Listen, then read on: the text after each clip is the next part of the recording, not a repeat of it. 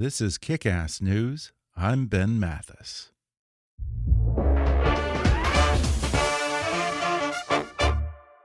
My guest today needs no introduction. From movies like The Birdcage to animated classics like The Lion King to Broadway shows like The Producers, A Funny Thing Happened on the Way to the Forum, and Angels in America, Nathan Lane has been hailed as one of the great entertainers of our time.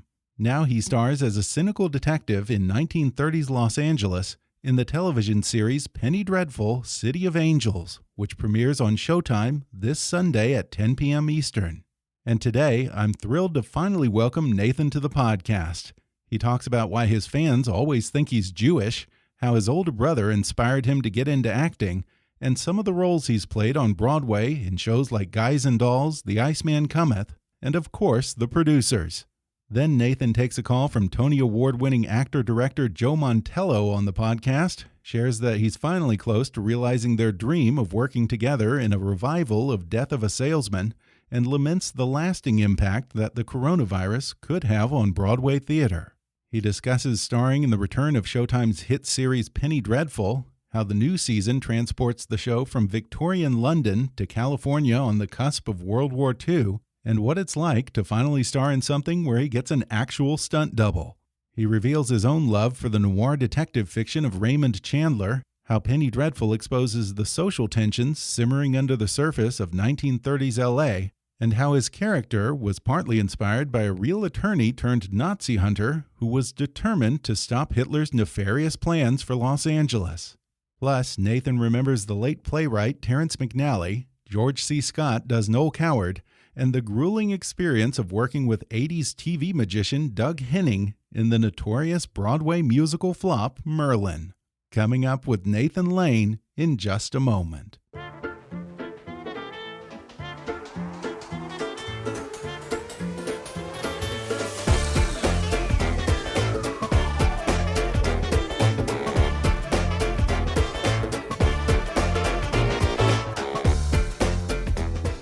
Folks, you know Nathan Lane from his many starring roles in film and television, including American Crime Story, The People vs. O.J. Simpson, Ironweed, The Birdcage, Frankie and Johnny, Mouse Hunt, Jeffrey, Nicholas Nickleby, and The Lion King. All of that is to say nothing of an already legendary career on the Broadway stage, which has earned him 6 Tony nominations and 3 Tony wins for his performances in The Producers, Angels in America, and A Funny Thing Happened on the Way to the Forum. Indeed, in 2010, the New York Times described him as the greatest stage entertainer of the decade.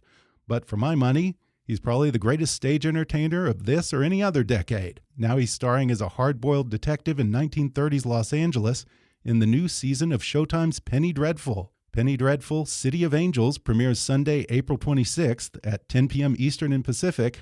Nathan Lane, welcome. Well, Ben, thank you. That is quite an introduction. I'm impressed. I'm impressed. With You're impressed. My own career and for your kindness and generosity. Thank you very much. Well, absolutely. I mean, I've been a fan of yours for years, and I've seen you on stage so many times. But I have to say, I just got the shock of my life just before this interview, Nathan, when I learned that you are not the nice Jewish boy that I always thought you were. Turns out you're a nice Irish Catholic boy. Well, I'm not anymore, but I'm a nice atheist boy. Yeah. But I gave up Catholicism a long time ago. But yes, I know. Often I think because of the first name, Nathan, people do think I'm Jewish, or have, at least in the past. My real name is Joe Lane, and I changed it to Nathan way back when, many years ago, when there was already a Joseph Lane in Actors Equity. So they asked me to, just choose another name, which was in the moment was traumatic, but I wound up picking the name of Nathan because I had played Nathan Detroit in a non-equity dinner theater production of Guys and Dolls. And that, of course, was the production that you're very well known for, right? That's right. It was a big hit in Cedar Grove, New Jersey at the time. and I was a very young 21-year-old Nathan Detroit. So I was very fond of that character in that show. So I just said, I'll be Nathan Lane.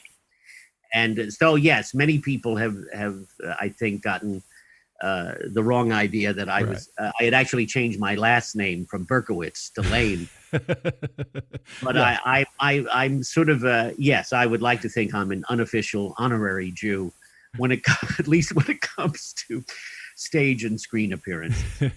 Yeah, I honestly, in my personal interactions over the years, I don't think I've ever known a Nathan who wasn't Jewish. No, I wasn't really thinking about any of that. I just liked the name and the character.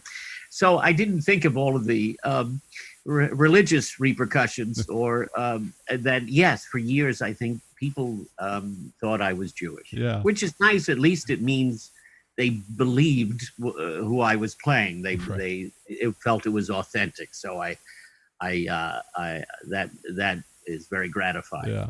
So it's not just me. You get that a lot. Do you get old Jewish moms coming up and wanting to pinch your cheeks or something?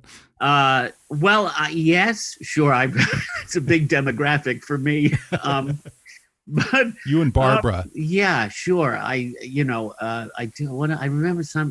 a lady after what I did Guys and Dolls eventually on Broadway, this 1992 production that was very celebrated. And I do remember coming out after a show, and there was a little old Jewish lady who said to me, "You were wonderful." And I said, "Well, thank you very much." She said, "And I saw Sam Levine." And I said, "Oh, was I better than Sam Levine?" And she said, "Well, come on." He was Sam Levine.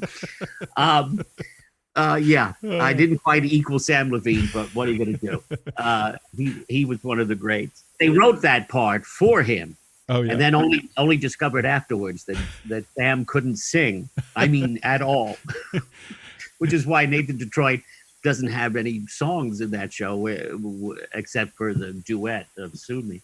Yeah, I mean, Guys and Dolls has a strange history of actors who couldn't sing. Makes me think of the horrible Brando version in the movie. You know? Yeah, oh well, that was that story, the famous story of they came to, was it Abe Burrows and Frank Lesser, and they said I guess it was Sam Goldwyn who said, "I have very exciting news. We got Frank Sinatra to be in the movie of Guys and Dolls." And they said, "Oh, that's fantastic. He'll be wonderful as Sky Masterson." And he said, No. Marlon Brando is going to be Sky Masterson. Frank Sinatra is going to play Nathan Detroit. And they said, oh, well, Sam, it was written for Sam Levine, and we really hoped he could recreate his role in the film. And he said, "Sam Levine? No, too Jewish." Can't believe the entire conversation is centering around being Jewish. Yeah. But here we are. Yeah, we're in quarantine. Yeah, exactly. We can talk about anything we want. Don't you find that now, because of this, there's a kind of, I don't know what you would call it, a pandemic candor, sort of an end of the world. Like, what do I give a crap anymore? Yeah. I'm going to say whatever I feel, somewhere hovering between suicidal and homicidal. You'll just say anything that ordinarily we wouldn't be talking in such a fashion. But we have all turned into Donald Trump in his pajamas, I think. Oh, no, it's not that bad. Okay. Well, you mentioned Frank Lesser, the composer of Guys and Dolls, and I'm curious, when you did Guys and Dolls, did you ever meet the widow Joe Lesser? She was a tough old bird, wasn't she? Well, she was, she was very kind to me. She was a lovely lady. And she was, I'm sure she was tough when it came to people asking for the rights to things, and because she was very protective of Frank's legacy. And of course, she had starred in Most Happy Fella. Yeah. That's how they met. I'm trying to think of Are you trying to think of the quote? I forget. Well, no, you know the story of his first wife, who was I guess who actually was a rather difficult person, oh, really? and she was known as the evil of two lessers. Oh, okay, yes, I was thinking of that quote. Yeah, but that's what came to mind. But no, Joe Lesser, I was very fond of, and she was very sweet to me, and I know how much she loved that revival. Yeah. Well, I tell you, Nathan, I feel like I am a committed Nathan Lane fan going way back. And I don't think I even realized it till I started thinking about it today, just how many times I have seen you on the stage, probably even more than in your TV and films, which is saying a lot. I have such great memories of you in Forum, Laughter on the 23rd Floor, The Odd Couple, Angels in America, The Iceman Cometh, of course, The Producers. Wow. I mean, of all of the great Broadway shows that you were in, what was the happiest that you've ever been on stage? Well, thank you. Thank you very much for having gone to see all those shows. That's hard to say because there's, I love being on stage. There are different kinds of moments that you remember in things like The Producers, or Funny Thing Happened on the Way to the Forum, when people are just roaring with laughter and you're riding the waves of laughter, and it's thrilling when you have great material like that. And then you remember the moments of silence in certainly in the plays of Terrence McNally, or in Iceman Cometh, where you can feel the audience so intently listening and feeling whatever is happening, and there's a kind of silence that you can only hear in the theater, and where you're all connected, and you feel when you're really in it. And those times it doesn't happen every night is not magical, but there are those moments when it all comes together, and it's sort of the reason why you keep going back to the theater, to keep experiencing that and that connection with an audience. Why it's so difficult now with everything closed down, and the fear of people gathering again. It's a scary moment, because we don't know what the ending of this movie is. That's been another victim of the coronavirus. The fact that Broadway theaters, they've been dark for, I think, over a month now. A lot of actors, musicians, and crew out of work. Producers must be hemorrhaging money. I don't know if insurance covers something like this. Do you think Broadway can recover from this?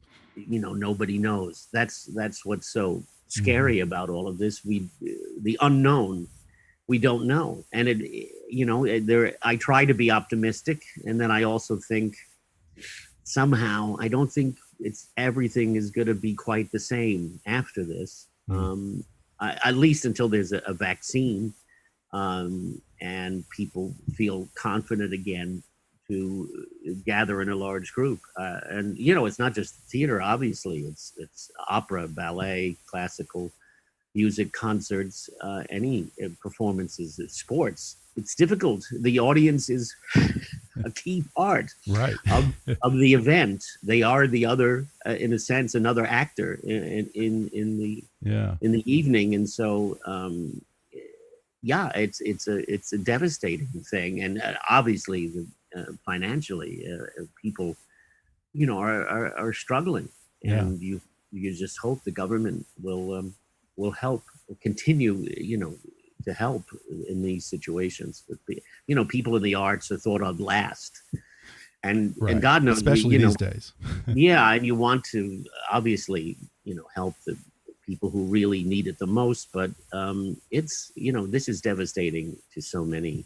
The horrifying part is we don't know what's going to happen, but I hope that we can all come out of this for the better, and that something about this is going to bring people together, that we all have to work together to help each other, to protect each other in a situation like this. And maybe, at a time when we're famously so divided and people don't listen to one another, maybe something like this will shake things up and change that.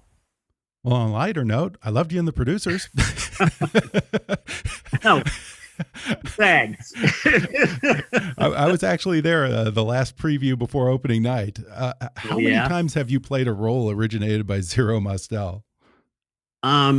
Just that one. And funny thing happened on the way to the Forum. And was there another one? In my mind's eye, it's the weirdest thing. I was thinking about this earlier. I could swear that I saw you in a production of Rhinoceros. No, but I don't think. But now that I think about it, I don't think you were ever in that production. So I don't know what I'm thinking.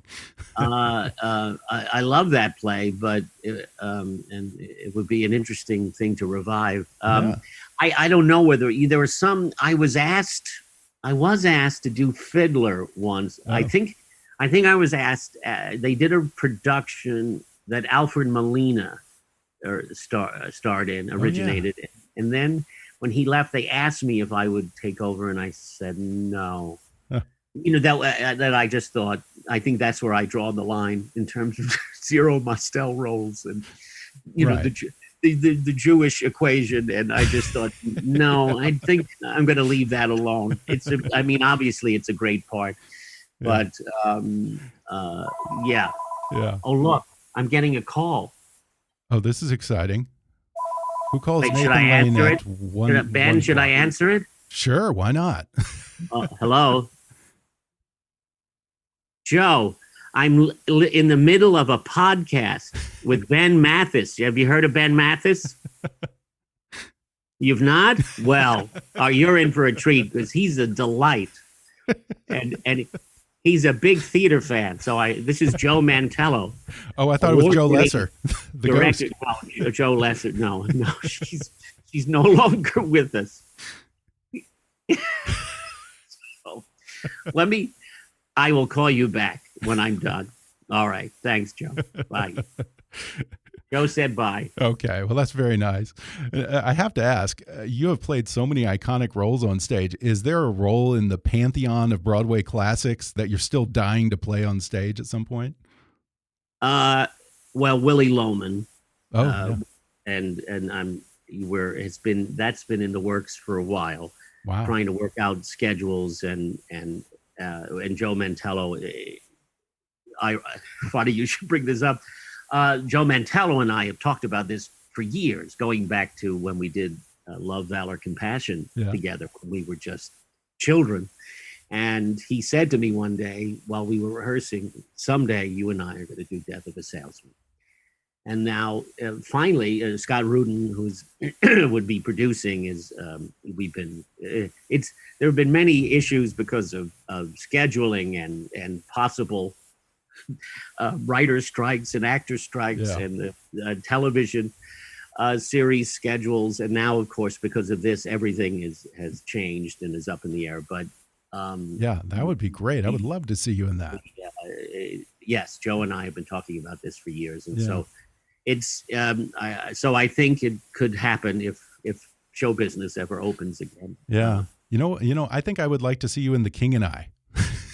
The King and I. Yeah, it's a puzzlement. Oh, the Jewish King and I. Yeah, exactly.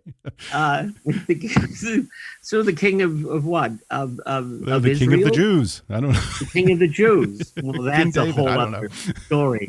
That's the yes. Ben, I don't even know what to say to that. No, I think there would be an uproar if I played that king. But I did play, the King of Broadway, and it was a spectacular time. We're going to take a quick break, and then I'll be back with more when we come back in just a minute.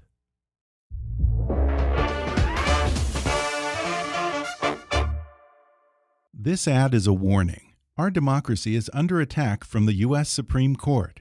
In the middle of a deadly global pandemic, people across Wisconsin were planning on voting absentee to keep themselves and their families safe.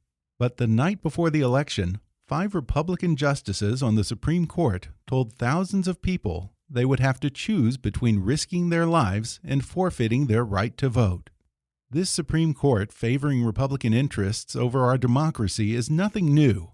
They gutted the Voting Rights Act. They invited billionaires and corporations to spend unlimited amounts trying to influence elections. They gave a green light to gerrymandering, voter ID laws, and voter roll purges. Now, a progressive movement is rising up to fight back, because it's quite possible the Wisconsin case won't be the last 2020 showdown over voting rights to be settled in the courts. And we simply can't trust this court to put aside partisan views and protect people's right to vote. Our courts are becoming too political. It's time to say enough. Learn more about how you can join the fight by visiting demandjustice.org/kick. That's demandjustice.org/kick. How did you first get into the theater? From what I can recall, you didn't exactly come from a big theater family, did you? No one in my life was involved in show business at all. We were from Jersey City. I had two older brothers, Bob and Dan, and my oldest brother, Dan, is the one who really introduced me to the theater. He encouraged me to read a great deal, and then also took me to the theater, took me to see plays in New York, Broadway and off Broadway. He volunteered my services for a play that friends of his were doing in college because they needed a child in one scene. And so that was my first time stepping onto a stage. Was in this college production of a play by Frank Gilroy called Who'll Save the Plowboy? Not a great title. Yeah. This is the man who wrote The Subject Was Roses, but he wrote this. There was a play he wrote called Who'll Save the Plowboy? And I was, they needed a child somewhere in the second act. And that the first time I was brought on stage. So it was really my brother who encouraged that. My father had died when I was very young, when I was 11. And my brother, Danny, I think felt, he needed to be a father figure, a mentor in that way. And so he certainly was a big part of encouraging my love of reading and of the theater. And what was your first big break? Was that Present Laughter or what? Well, on Broadway, yes, that was my Broadway debut with the great George C. Scott. Yeah. In 1982, I believe, at Circle in the Square Theater. Yeah. I had done a television series with Mickey Rooney and Dana Carvey called One of the Boys. I had been in Los Angeles and then I came back to New York to do the series. And then I knew it was not going to last very long.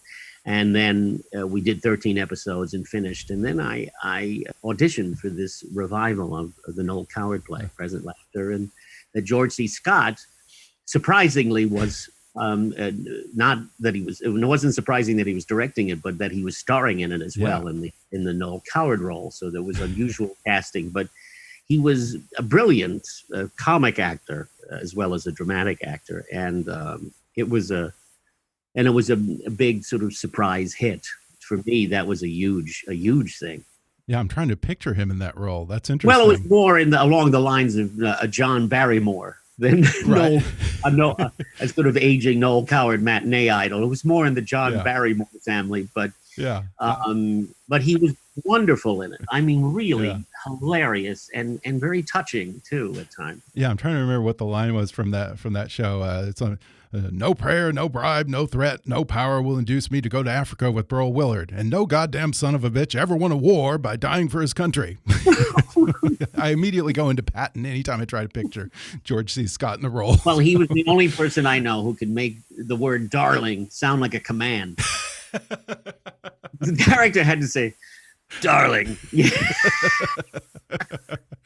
And you would sort of jump to attention when he said it. Darling. Now, Nathan, before we talk about Penny Dreadful, I have to bring up perhaps your role. We have to talk about Penny Dreadful. I have to bring up. Very important. Yes. I have to bring up your role in one of the all-time great Broadway shows. I would say it's right up there with Oklahoma, My Fair Lady, West Side Story, all the classics. You were in the legendary musical Merlin, starring, of all people, Doug Henning. Doug Henning. Remember Doug Henning? Yes, yes. Uh, well, you have a good memory. Yes, he was a very popular magician, or as he liked to be called, an illusionist. It's an illusion. He was very popular, and in the 70s, and previously had done a musical called The Magic Show, written by Stephen Schwartz, that was a big hit. Oh, right. I forgot about that. So someone, in their infinite wisdom, decided he should be in a real book musical where there was he played a character, and in this case, he was playing young Merlin.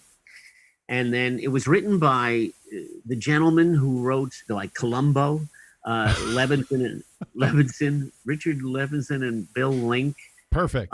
Who were talented. They had done a lot of successful television, but had never written the book to a musical before. And then it was directed by a gentleman from the RSC, Frank Dunlop, a British director, who eventually left. Everyone eventually left. Yes, Merlin. It was billed as Merlin, the magical musical for the entire family. And Chita Rivera, the great, legendary Chita Rivera, played. She had no name. She was just called the Evil Queen. And I played her idiot son, Prince Fergus. And she wanted me to become King of England, and she was going to do anything to stop Merlin from helping young Arthur, ascend the throne. I think that was vaguely the plot. Wow. Although, Doug, who was he was a very talented magician, was not really an actor, right, or a singer or a dancer. But here he was starring in the middle of this big, very expensive, especially for the time, Broadway musical. And he couldn't, for example, do an English accent. So he was from Canada. So they said, well, since Doug can't do an accent, you shouldn't do an accent. So it seemed to be taking place somewhere outside of Ottawa. And but we had all sorts of there were animals and from his magic act, they tried to build the show around all of these magic tricks. And also tried to create a real book musical. And it didn't really work. And I was sort of the comic relief. But my memory is just the joy of getting to work with Chita Rivera. Oh yeah. And I do remember Doug Henning. He told me a story once. He was a lovely man. And he said, he told me the story of opening night. He had an opening night in Vegas, and there were many, many stars there that night. And the end of his acts, the finish to his big act, he and his wife, Debbie, worked together, and he would turn his wife, Debbie, into a white Bengal tiger. That was the big finish. And so Debbie had disappeared, and there's a pedestal, and there's a white Bengal tiger sitting on it, and the audience is cheering, and he's taking a bow, and he looks over, and he sees the chain that is usually attached to the pedestal is swinging back and forth underneath the tiger's mouth.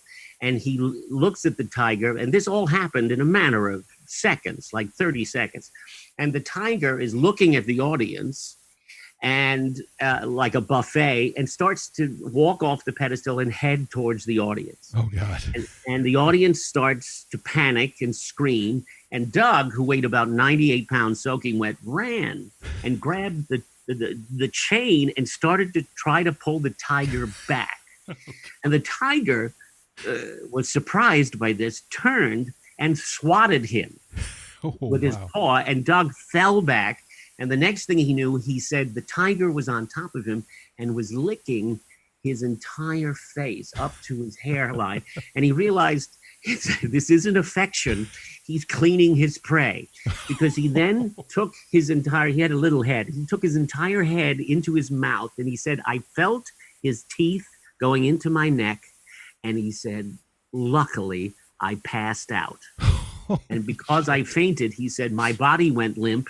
The tiger opened his mouth to look what happened. And by that time, the trainer had gotten to him and pulled him off.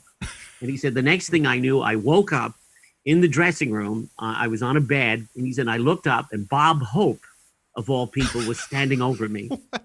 And he said, kid, that's the greatest finish I've ever seen. There's a little show business story for you. I mean, you got animals, you've got a score written by film composer Elmer Bernstein, known for such musical romps as Cape Fear. Oh, well, he was a lovely man. Yes. Elmer Bernstein, right. Don Black, Don, who wrote Born Free. What could go wrong? Academy Award winner. What could go wrong? What could possibly go wrong? We were in previews for months, longer than any other show in the history of Broadway. When we opened, people thought it was a revival. Yeah, I mean, it's pretty much the plot to The Producers, I think. I wonder if there were some nefarious machinations in the background with the producers of the show. Yeah, that it was a tax loss for someone. Exactly. Well, let's talk about Penny Dreadful. This is an interesting role for you. You actually play an LAPD detective who is straight and Jewish. I'm Jewish. What can you tell us about him? Well, this came about because the brilliant writer, John Logan, sent me an email and said, I wrote this part for you, and I hope you'll do it. He sent me the first episode. And I was just knocked out and thrilled and gratified that he would think of me for this, because I thought not many people in Hollywood would cast me in this particular role. But John, who I know a bit from New York theater, he said he had seen me in The Iceman Cometh and thought, this is who I think should play this part. So he's Louis Mitchner is a grizzled old Jewish detective on the LAPD in 1938. He's seen it all. It's very much your classic hard-boiled detective, but he's a complicated fella. And he has partnered with this young Mexican who is the first Mexican detective on the force. This character, Tiago Vega, played by a fantastic young actor named Danny Zavato. And he has partnered with him really because no one else would partner with him. And I think he also understands what it is to be an outsider, being a Jew. And he's becomes his sort of father figure and mentor. He's estranged from his own children. His wife has died. So I think he hopes to get it right with this young man, that he could hopefully be a better father to him than he was to his own children. And so it creates a real bond between them, especially as the episodes go on and it gets more and more complex. But it's a wonderful character. It's certainly the most interesting and emotionally complex character that I've ever played. Oh, really? In film or television. Yeah, because people know you from comedies a lot of times, but it must have been fun to play someone who, for once, isn't a laugh riot. I mean, he kind of has some gallows humor to him, but he also sort of has a dark, cynical view. Oh yes, yeah, he has a kind of sardonic sense of humor. He's one of the few. It's a serious show. He's one of the few people who does sort of have a very dark sense of humor, but that's sort of in the Raymond Chandler tradition. And look, yes, for people who, if you only know me from something like Modern Family, yes, this will be a revelation. If like you and you very kindly have followed a lot of my work in the theater, then it won't be as quite a revelation, but it certainly is. It's very exciting for me. Yeah. Look, I had a stunt double. It was so exciting. Was that a first for you? Oh, absolutely. And, I pistol whipping kids, dragging them to the edge of a cliff and then stepping on their faces. It was, I had the time of my life. Yeah. It's great fun, and it's really terrific and challenging material. Yeah, it's an interesting through line from this new season to the original seasons, because Penny Dreadful City of Angels has this heavy influence from pulp crime and detective novels of the 30s and 40s, which are in a way the natural successor of the old Victorian era penny dreadfuls. Are you a fan of all the old Raymond Chandler, Dashiell Hammett gumshoes, and LA noir films like Big Sleep, Chinatown, LA Confidential, those things? Oh yeah. I mean, it's funny. I went back to read the Big Sleep when I was in LA filming this, and you just marvel at Chandler's language and humor, and I mean, that there's a whole story in his life that is fascinating, and he lived all over Los Angeles. I mean, really, how we know Los Angeles, a lot of that comes from Raymond Chandler. Mm-hmm. The whole feel and the writing is just spectacular. He was such an original. So let's just say this Penny Dreadful has nothing to do with the old Penny Dreadful. Yeah. We have a great deal of respect for the old Penny Dreadful, and it had a very voracious fan base that loved it and loved Eva Green. This has nothing to do with it, and this is not a continuation in any way. We must think of Penny Dreadful as an anthology title. Yes. Not unlike American Crime Story or American Horror Story. Right. This is Raymond Chandler meets Rod Serling. So there is a supernatural element to it that is tied into Mexican folklore, right. But it is not. It has nothing to do with taking characters from Gothic literature and mixing them all together. Right. For what it's worth, Nathan, I was a fan of the original show, and I really like where you guys are going with this new version, this new anthology series that you've created here. So, well, I mean, it's John. This is all John Logan. It's more of, this is kind of, I hate to turn it into something political, but it is. He did write it in response, and he's talked about this publicly at the TCA press day, and he said, this was a reaction to what was going on right now in the country. There are those socio-political elements to it, and yet it is a thrilling yarn he has created. And in this case, the monsters that people might remember fondly from the original, it's about the monsters inside all of us, and how easy it is for people to get in touch with the dark side. And it's really more about the human story, I think, than the kind of thing that happened the first time around. And I think it's a really great and compelling story, and it's an enormous tapestry. There are so many different worlds. It takes a few episodes for you to start to see how all of that intertwines, and I think people will find it very intriguing. And elements of the show are inspired by real events in LA during that time. As a New Yorker, did you know much about the dark history of LA in that era? I did not.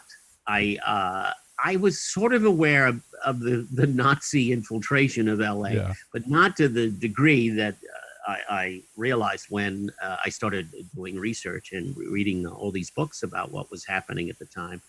Because my character, Louis Michener, is, aside from the central murder mystery that he and his partner are trying to solve, he is working on the fact that there's all of these Nazi groups in LA, and investigating them, and one particular guy who is played by the wonderful German actor Thomas Kretschmann. So all of that is, you just can't believe what was going on and how prevalent it was. Mm-hmm. And there were this huge place called the Deutsche House, where there were meetings and rallies, and there was a camp in Topanga where they were starting a militia group. There was the Silver Shirts, who were an offshoot of the Brown Shirts. There was, obviously there was the Ku Klux Klan, But this was part of the storyline was inspired by this brilliant Jewish lawyer, Leon Lewis, who formed a spy ring to investigate these organizations, and foiled countless assassinations and killings and bombings. And he was a true American hero. And without him, we could easily all be speaking German. Yeah. It is unbelievable what he was able to put an end to. And without the help, really, of the local police, who told him, they weren't interested, and the government, who said, we're not worried about Nazis, it's communists.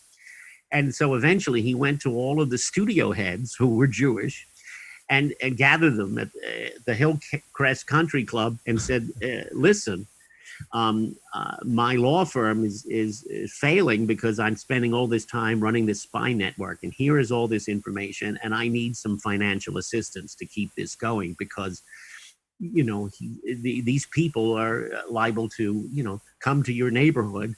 And he foiled it. They wanted to kill many famous people that were on a list. It's extraordinary when you start to see the extent of it. That's incredible. I never knew that story. Oh, yeah.